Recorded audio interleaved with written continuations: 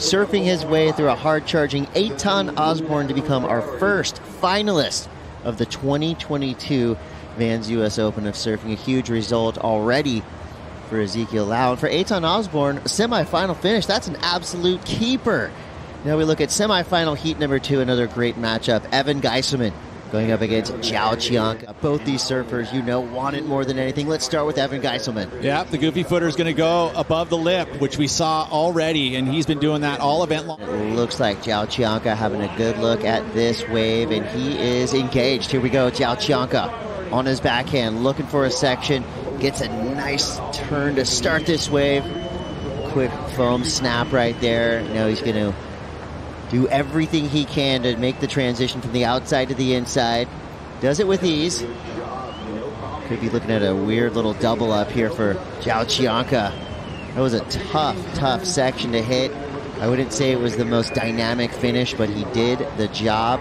So that will be his first wave ridden. Joao Chianca now on the board. Solid, had kept his flow, kept the speed going. Nice snap, straight up. And again, redirects off there. He really tried to punch the foam. And then, of course, this connection is so important just to really solidify the score. He found the energy bubble, stayed with it.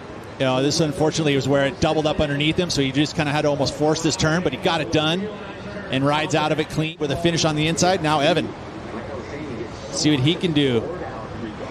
Putting that styrofoam core.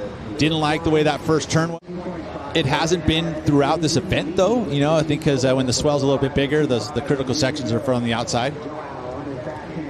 So Joao forcing a turn right there. Quick snap again. So that was just incredibly done for such a tough wave to surf. He's got some energy coming through to the inside.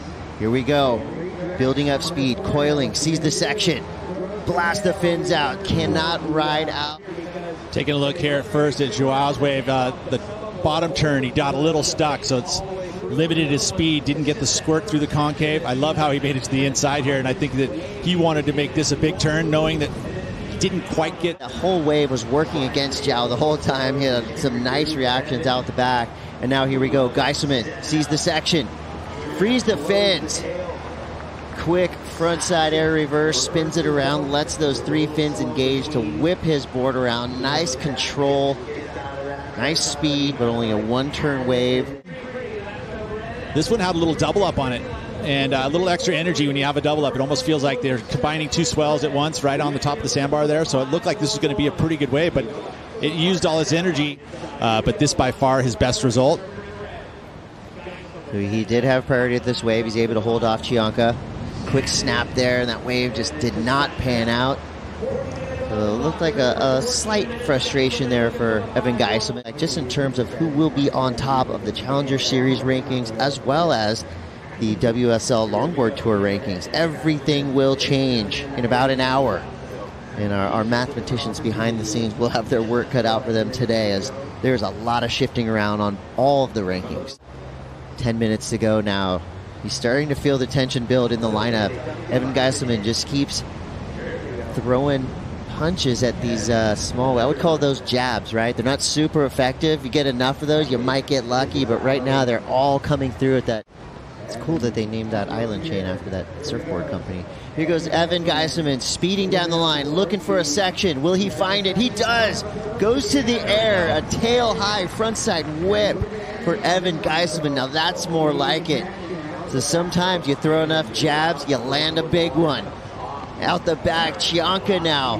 Geiselman with the big finish. And another, the crowd going wild. At this point in the heat, watch this though, the tail high. Frontside air, gets the grab, rotates out of it, nice and clean too, no stalls out of it. And he gets 2 turns on the shore as well. And also, Joao, this was a little challenging wave. This one looked like it was going to shut down, but he floats over it, carries a ton of speed, and then goes up and over.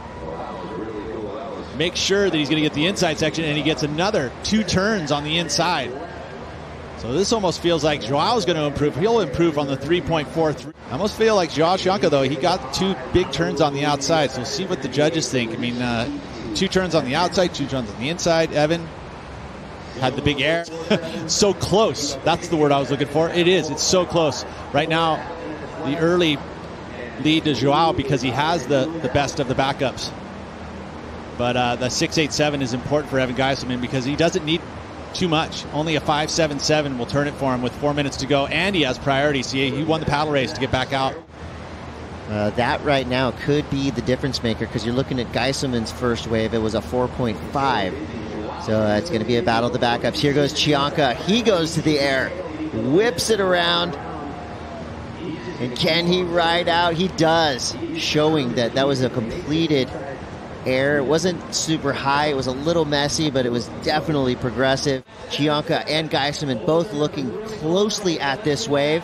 Geiselman has priority, so he is going to go left. Here we go. Evan Geiselman, New Smyrna Beach. Quick snap there, getting around this section. Throws the tail on the closeout, and he's able to maintain control, still surfing his way towards the beach. Can he make that transition to the sand?